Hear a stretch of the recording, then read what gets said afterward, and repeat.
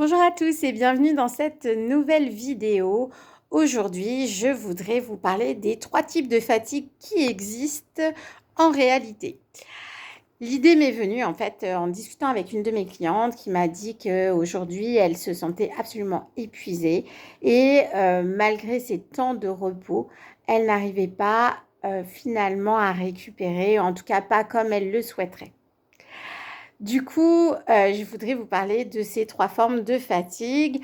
Avant d'aller un petit peu plus loin, je vais me présenter pour ceux qui ne me connaissent pas. Je suis Sophie Vollmann, je suis psychologue du travail.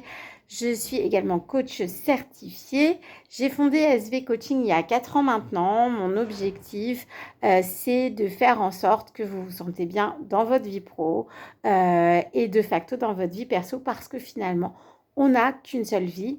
Je parle sur cette chaîne de la souffrance au travail, notamment le burn-out. Je vais vous parler également de l'évolution professionnelle et puis de dev perso. Comme je vous le disais, on n'a qu'une seule vie, pro-perso, c'est la même. Alors, pour revenir à nos moutons, j'ai expliqué du coup à ma cliente qu'en fait, il existe 3 types de fatigue. La fatigue physique, c'est celle à laquelle on pense tout de suite quand on a notre corps qui est fatigué. Vous avez également, et celle-là, on y pense beaucoup moins, la fatigue psychique. Ça, c'est quand vous ruminez.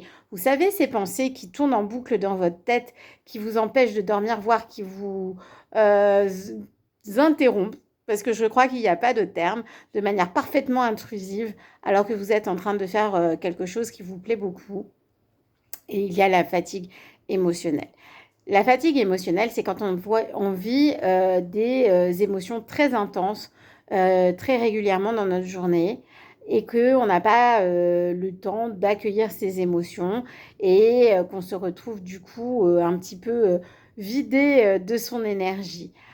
Voilà, donc c'est 3 fatigues qui sont différentes et on a tendance à se dire, bah, finalement, si je suis fatiguée, je vais me coucher plus tôt, je vais faire une bonne sieste. Alors, c'est la base, hein, effectivement. Pour sortir d'un épuisement, il est nécessaire de répondre à vos besoins physiologiques et le sommeil en fait partie. Ça passe aussi par le fait de bien manger, de bien s'hydrater, mais ce n'est pas suffisant. Et du coup, pour pallier à la fatigue psychique et émotionnelle, ce que je vous invite à faire, c'est à vous poser ces 2 questions qui peuvent vous paraître anodines et en fait qui ne sont pas forcément évidentes, qui est premièrement, de quoi vous avez besoin. Et quand je dis besoin, c'est ici et maintenant de quoi vous avez besoin pour vous sentir bien. Et je vous invite, dans les cas de fatigue vraiment intense, de vous poser cette question plusieurs fois par jour. Et une fois que vous avez défini ce besoin, c'est de trouver comment vous pouvez vous l'apporter. Je vous donne un exemple. Vous pouvez définir que vous avez besoin de calme et de tranquillité. Dans ces cas-là, ce que je vous propose de faire, c'est d'identifier ce qui peut vous apporter ce calme et cette tranquillité sur des temps très courts pour que vous puissiez vous l'apporter plusieurs fois dans la journée. Par exemple, vous pouvez vous appuyer sur une musique qui vous redonne ce calme et vous passez cette musique plusieurs fois par jour pour que ça puisse répondre à ce besoin le plus souvent possible. Ça, c'est le point 1, c'est sur les besoins. Je vous invite à vous poser la question, vous verrez, ce n'est pas forcément si simple de répondre à cette question. La deuxième question, c'est qu'est-ce qui est important pour vous au quotidien? Excusez-moi. Quand je dis important, c'est qu'est-ce qui vous nourrit intérieurement. Alors ça, c'est très individuel et très personnel. C'est pour autant très important de se poser la question et surtout de réfléchir à comment, de la même manière que pour les besoins, vous pouvez vous l'apporter quotidiennement. Ce qui est important, c'est vraiment dans votre quotidien, c'est-à-dire c'est quel ajustement vous pouvez faire au quotidien pour vous apporter justement ce qui est important pour vous et en y posant une intention, c'est-à-dire en vous disant, bah tiens, là, c'est ce que je suis en train de faire et je suis en train de m'apporter ce qui est important pour moi. Je vous donne un exemple, c'est mon exemple perso. J'ai parmi tout ce qui est important pour moi, et j'ai 2 choses fondamentales. Prendre du temps pour moi, pour me ressourcer. Et ça, c'est une véritable nécessité pour d'abord me sentir bien avec ma famille et puis dans le cadre de mon travail. Et l'autre chose, c'est justement d'avoir du temps pour mes enfants du temps quali. Ce que je fais, c'est que quand j'ai cherché ma petite sur le chemin de l'école, je prends vraiment, je mets pas d'écouteurs ni quoi que ce soit, je prends vraiment le temps de respirer, de chercher des belles choses qui me plaisent. Je sais pas, la lumière du soleil dans les feuilles des arbres. Ça peut être une petite fleur qui pousse au milieu du trottoir. Moi, j'habite Paris.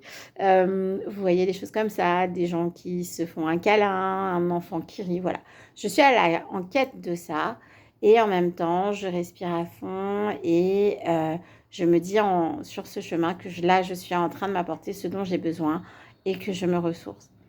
Ensuite, pour nourrir mon deuxième besoin qui est important pour moi, qui est d'avoir du temps quali avec ma famille, en particulier avec mes enfants, j'ai cherché ma petite et je me pose l'intention de me dire, ça va être un moment quali et vraiment exclusif pour nous deux.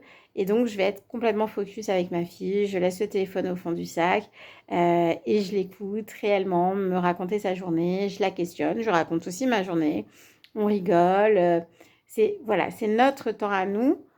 Pour être très honnête, ça ne dure pas très longtemps parce qu'en fait, on est à 5 minutes de la maison. En tout cas, c'est 5 minutes qui sont hyper puissantes pour moi. Voilà. Donc, bien sûr, vous avez vos propres besoins, vos propres... ce qui est important pour vous, c'est tout à fait personnel. Je vous invite vraiment à y réfléchir. Et c'est en faisant ça, en nourrissant vos besoins, en faisant ce qui est important pour vous au quotidien, qu'en fait, vous allez vous reposer psychiquement et émotionnellement. C'est pas pour rien que je vous raconte tout ça, ça a un petit lien quand même. Voilà, donc c'est terminé pour cette nouvelle vidéo. J'espère que ça vous a aidé. Si c'est le cas, n'hésitez pas à liker, n'hésitez pas à commenter, à partager pour d'autres personnes qui pourraient en avoir besoin. Et puis, si vous vous sentez vraiment épuisé, que vous avez l'impression que vous n'arrivez pas à remonter la pente, mon message, c'est vraiment ne restez pas seul. Appelez votre médecin généraliste, appelez un professionnel. Vous pouvez également m'appeler, moi je suis psychologue du travail, mais en tout cas, ne restez pas seul face à votre désarroi et à votre épuisement. Je vous souhaite une très belle journée, je vous fais des bisous. Ciao, ciao.